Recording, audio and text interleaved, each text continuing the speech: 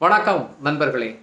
கடந்த ஏப்ரல் மாதம் பகல்காமில் அப்பாவி சுற்றுலா பயணிகள் மீது பாகிஸ்தானை சேர்ந்த பயங்கரவாதிகள் லஷ்கர் இ தொய்பா தாக்குதல் நடத்தினாங்க.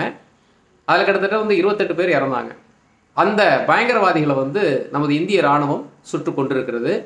அதை இன்று மத்திய உள்துறை அமைச்சர் அமித்ஷா மக்களவையில் தெரிவித்திருக்கிறார். அதை பற்றிய முழுமையான பதிவு தான் பார்க்க போகிறோம். கடந்த ஏப்ரல் மாதம் பார்த்தீங்கன்னா அப்பாவி சுற்றுலா பயணிகள் பகல்காமில் சுற்றுப்பயணத்தில் இருக்கும்போது லஷ்கர் இ தொய்பா சேர்ந்த பயங்கரவாதிகள் அங்கே கண்மூடித்தனமாக அவங்களை சுட்டு கொண்டாங்க. ஒரு 28 பேர் இறந்தாங்க. அதுக்கு பதிலடியாக இந்திய இராணுவம் ஆப்ரேஷன் சிந்தூர் அப்படின்ற ஒரு நடவடிக்கை எடுத்து பாகிஸ்தான் உள்ளேயே போயிட்டு முக்கியமான பயங்கரவாத முகாம்களை அழிச்சாங்க. ஆனால் எல்லாருமே அதை கேள்வி கேட்டுக்கிட்டு இருந்தாங்க, அந்த பயங்கரவாதிகள் எங்கே போனாங்கன்னு. ஏன்னா மாற்றி மாற்றி கேட்டுக்கிட்டு இருந்தாங்க, அவங்கள பிடிக்கவே இல்லையே. இது இந்திய அமைச்சகத்தோட கேள்வி பதில் என்ன அப்படின்னு கேட்டுகிட்டே இருந்தாங்க. அதுக்கு இன்னைக்கு விட கிடச்சிருக்கு. அதாவது பார்த்தீங்கன்னா இந்த பயங்கரவாதிகள் இந்தியாவில் ஸ்ரீநகரில் இந்த டாக்ஸிகாம் சொல்லக்கூடிய தேசிய வன உயிரியல் பூங்கா பக்கத்தில் பதுங்கி இருந்திருக்கிறாங்க. இது பார்த்தீங்கன்னா 3 மாதமாகவே இவங்களை தேடிட்டு இருந்திருக்கிறாங்க. அவங்க ஹவாயின்னு சொல்லக்கூடிய இந்த செயற்கை தொலைபேசி வழியாக தான் தகவல்களை பரிமாறி இருந்திருக்கிறாங்க இந்த தாக்குதல் நடத்துறதுக்கு முன்னாடி.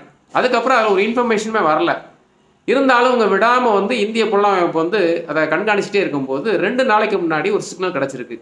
அதாவது எங்கன்னு பார்த்தீங்கன்னா நம்ம ஸ்ரீநகரில் அந்த டாக்ஸிகாம் பகுதியில். உடனே இதை பார்த்துட்டு அந்த ஏரியா முழுமையாக கட்டுப்பாட்டில் கொண்டு வந்தாங்க. இது யாருன்னு பார்த்தீங்கன்னா இந்தியாவோட போர் பாரா சிறப்பு காவல் படைன்னு சொல்லியிருக்கு. இந்த சிஆர்பிஎஃப்பும் இந்திய இராணுவமும் இணைஞ்சாலுமே இந்த முக்கியமான பொறுப்பு இவங்ககிட்ட தான். இவங்க என்ன பண்ணுவாங்கன்னு பார்த்தீங்கன்னா முக்கியமாக இந்த பணைய கைதிகளை மீட்பு எடுப்பது, உளவு அமைப்பு தகவல் பரிமாறுவது, பயங்கரவாதிகளோட சண்டை போடுவது, நேருக்கு நேராக நின்று டைரெக்டாக மோதுவாங்க. இது பார்த்தீங்கன்னா கடந்த 2016 சர்ஜிக்கல் இந்த துல்லிய தாக்குதல் நடத்துனது இவங்க தான்.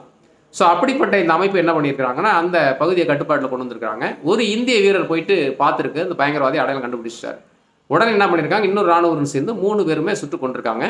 இதில் முக்கியமாக மூளையாக செயல்பட்டது லஷ்கர் இ தொய்பா அந்த கமாண்டர் சுலைமான் சொல்லக்கூடியவர் இறந்திருக்கார். அது மட்டும் இல்லாமல் ஜிப்ரான், இன்னொருத்தன் பார்த்தீங்கன்னா ஹம்சா அத்வானின்னு சொல்லிட்டு அந்த 2 பேருமே சேர்ந்து 3 பேரும் கொண்டு இருக்காங்க. இவங்க பார்த்தீங்கன்னா ஏற்கனவே இங்கே பதுங்கி இருந்துட்டு இந்திய இராணுவம் கண்காணிக்கலை, நம்ம மறுபடியும் தப்பிச்சு போகலாம் அப்படின்னு நினச்சிட்டு அந்த செயற்கோளை மீண்டும் உபயோகப்படுத்தும் போது மாட்டிக்கிட்டாங்க. அதாவது பழமொழி சொல்லுவாங்க, கத்தி எடுத்தவன் கத்தியாலே சாவான், வினை விதைத்தவன் வினை அறுப்பான் அப்படின்ற மாதிரி. அதனால் அப்பாவி மக்களை சுட்டு கொண்டுட்டு நீ தப்பிச்சு போகலான்னு நினச்சானுங்க. ஆனால் இந்தியா பார்டரவே தாண்ட முடியல, இங்கேயே வச்சு அவனை முடிச்சிட்டாங்க. கடைசியாக 90 நாளில் அவன் கதை முடிஞ்சுது. அதான் எந்த விளைவுக்கும் ஒரு எதிர் விளைவு உண்டுன்னு சொல்லுவாங்க. அது கரெக்டாக நம்ம இந்திய இராணுவம் சிறப்பாக செஞ்சு முடிச்சிருக்கிறாங்க.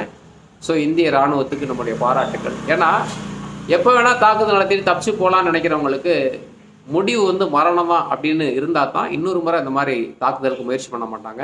இன்னொரு பதிவில் சந்திக்கலாம். நன்றி.